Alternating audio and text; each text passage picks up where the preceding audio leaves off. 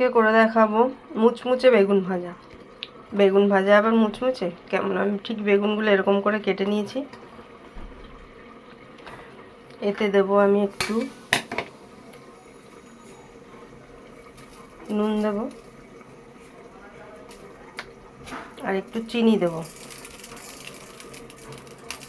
দিয়ে মেখে রেখে দেবো। নুন চিনি দিয়ে আমি মেখে রেখে দেবো খানিকক্ষণের জন্য, এভাবে থাকবে, আর কিছুই দেবো না এতে।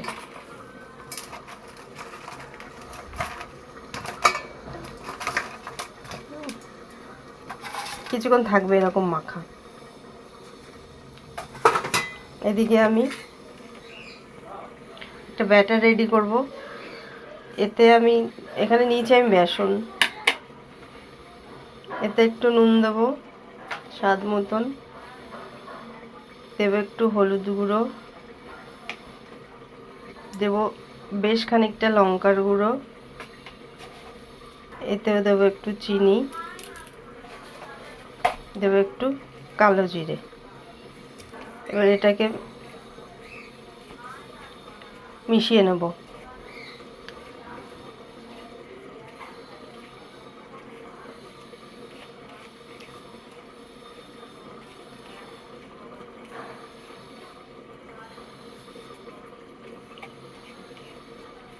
মিশিয়ে কিছুক্ষণের জন্য রাখবো।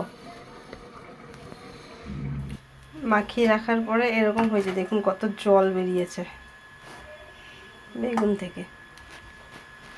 এবার মুচমুচে ভাজার পালা, কি করে মুচমুচে হবে সেটাই দেখাবো। এদিকে তেল গরম হচ্ছে কড়াইতে, আর এদিকে যেটা আমি করে রেখেছিলাম বেসন দিয়ে সেটা রয়েছে। এই বেগুনগুলোকে নেব, নিয়ে ঠিক এরকম করে নেব।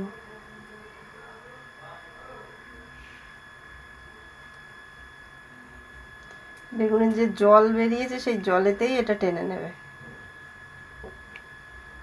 এটা ভেজে রাখলে খেতে ভালো লাগবে না, কিন্তু ভেজে রাখলে বেগুন যেমন ভাজার পরে ছেড়ে যায়, সেই ছাড়াটা ছাড়বে না, গোটাই থাকবে।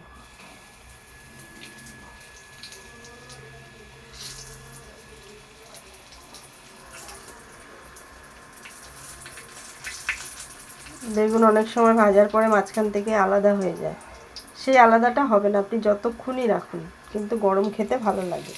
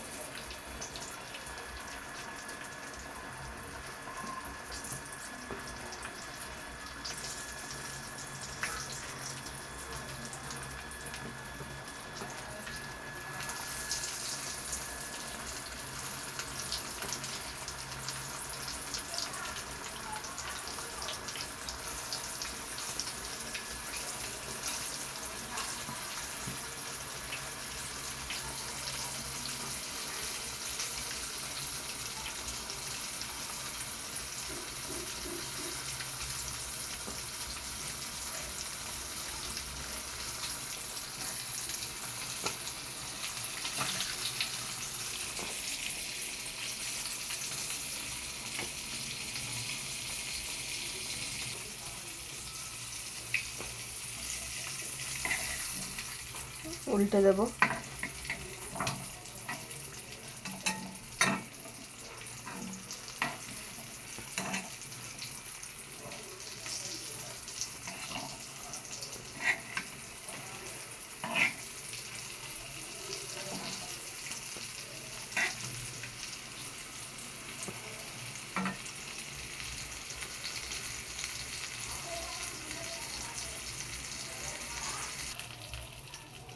কি সুন্দর ভাজা হয়ে গেছে দেখুন।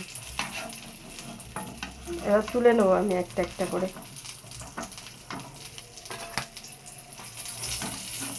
একটুও ভাঙবে না, আপনি যেরকম ভাজবেন আপনারা ঠিক সেই রকমই থাকবে। বেগুন ভেজে রাখার পরে যেমন মাঝখান থেকে ফেটে আলাদা হয়ে যায়, সেটা হবে না।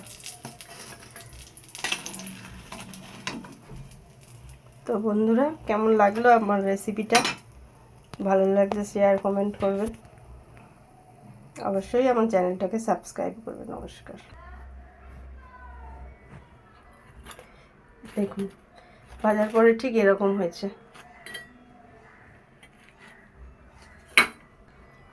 টক ডাল, টমেটো টক ডাল আর বেগুন ভাজা খেয়ে দেখুন, ফাটাফাটি।